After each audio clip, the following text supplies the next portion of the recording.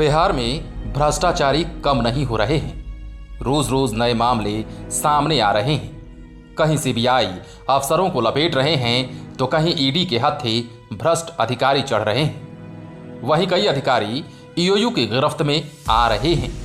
इतनी एजेंसियों के बाद भी आए दिन कभी दरोगा तो कभी सिपाही तो कभी अंचल अधिकारी रिश्वत लेते हुए गिरफ्तार किए जा रहे हैं। ऐसे में बड़ा सवाल तो ये है कि इन अधिकारियों और कर्मचारियों की ज़मीर कब जागेगी। यही वजह है कि इतनी ज्यादा संख्या में भ्रष्ट अधिकारियों की गिरफ्तारी के बाद भी ना तो बाकी अफसर समझ रहे हैं और ना ही कर्मचारी ही कोई सबक ले रहे हैं। आखिर कब ये गरीब गुरबों को समझेंगे?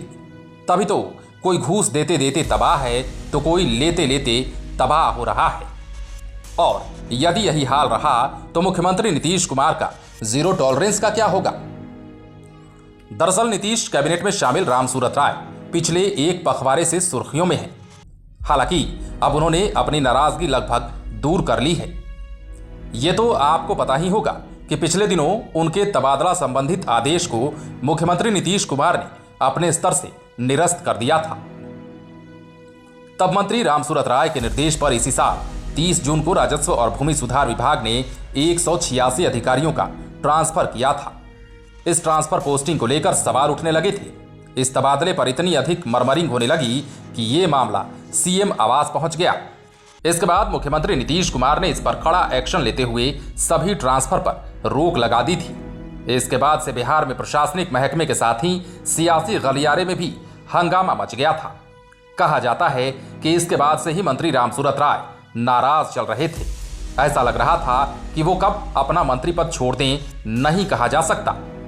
तबादले पर रोक लगने के बाद तो उन्होंने ये भी कह दिया था कि मंत्री पद किसी की बपौती नहीं होती, राजनीति किसी के बाप दादा की अर्जित की हुई संपत्ति नहीं है। इसके साथ ही उन्होंने ये भी कहा कि मेरी शुभकामनाएं हैं, कोई भी आए और इस विभाग को चलाए। हालांकि उन्होंने ये भी कहा था कि तबादले के आदेश पर लगी रोक से उनके मन को ठेस लगी है, लेकिन ये मुख्यमंत्री का विशेषाधिकार है, वे कोई भी निर्णय ले सकते हैं। इसे लेकर कई दिनों तक बयानों की जंग भी नेताओं के बीच चलती रही थी। अब जब बिहार की राजधानी पटना में बीजेपी के शक्ति प्रदर्शन के दौरान ये बात सामने आ गई कि वो जेडीयू के साथ मिलकर चुनाव लड़ेगी, तो पार्टी के नेताओं में फिलहाल नीतीश कुमार के प्रति नरमी आ गई है। इसके बाद ही सोमवार को राजस्व और भूमि सुधार मंत्री रामसूरत राय ने मीडिया से बातचीत कर अपने विभाग के कामकाज की जानकारी दी। मंत्री रामसूरत राय ने कहा 4,353 राजस्व कर्मचारियों की पोस्टिंग ऑनलाइन रैंडम तरीके से की जाएगी, ताकि किसी की तैनाती गृह जिले में नहीं हो। इनकी बहाली के लिए 2014 में वैकेंसी निकाली गई थी। वर्तमान में राजस्व कर्मियों की संख्या 1,800 है। फिर भी और कर्मचारियों की जरूरत है। इनकी बहाली जल्द की जाएगी। हालांकि ऑनलाइन रैंडम पोस्टिंग को आज अमली जामा पहना दिया गया, यानी पहली बार लॉटरी प्रणाली अपनाकर अधिकारियों और कर्मचारियों की पोस्टिंग की गई है। ये बता दें कि मंत्री रामसूरत राय ने यह भी कहा कि ट्रांसफर पोस्टिंग विवाद पर उनकी किसी से कोई लड़ाई नहीं है। ये किसी का निजी नहीं बल्कि सरकारी काम है और सब कानून से चलता है।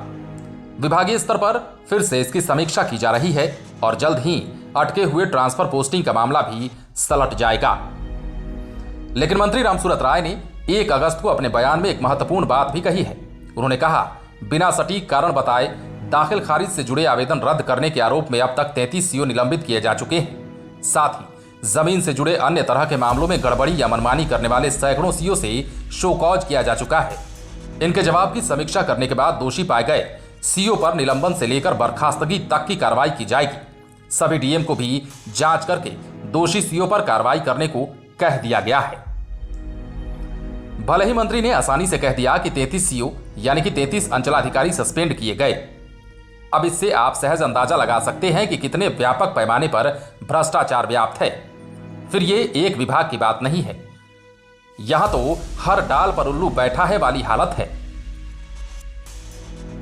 पिछले माह ही ईओयू की टीम ने एक ऐसे ही भ्रष्टाचार के मामले में डीएसपी रंजीत कुमार रजक को गिरफ्तार किया है। ईओयू ने ही अनगिनत अधिकारियों और कर्मचारियों को घूसखोरी के मामलों में पकड़ा है। निगरानी की टीम अलग भ्रष्टाचारियों को जकड़ रही है और ये केवल इसी साल की बात नहीं है। पिछले साल तो थानेदार से लेकर अंचलाधिकारी तक घूसखोरी में पकड़े गए थे। बहरहाल भ्रष्टाचारियों पर अंकुश लगाना केवल सरकारी एजेंसियों का काम नहीं है, बल्कि इसके लिए आम लोगों को भी संकल्प लेना होगा कि ना घूस देंगे और ना घूस देकर काम कराएंगे। और अधिकारी कर्मचारी तो ज्वाइनिंग के समय शपथ लेते हैं कि वे ईमानदारी से काम करेंगे, लेकिन रुपए के आगे सब फेम हो जाते हैं। सबकी नीयत डोल जाती है। ऐसे में केवल मुख्यमंत्री नीतीश कुमार अकेले क्या करेंगे और कहां से जीरो टॉलरेंस आएगा? लाइव सिटीज के लिए पटना से राजेश ठाकुर की रिपोर्ट। यदि अब तक आपने हमारे इस YouTube चैनल को सब्सक्राइब नहीं किया है तो सब्सक्राइब कर लीजिए, ताकि हम आपको खबरों से अपडेट रख सकें। यदि आप ये वीडियो फेसबुक के माध्यम से देख रहे हैं तो हमारे पेज को लाइक करें। इसके अलावा आप हमें ट्विटर पर भी फॉलो कर सकते हैं।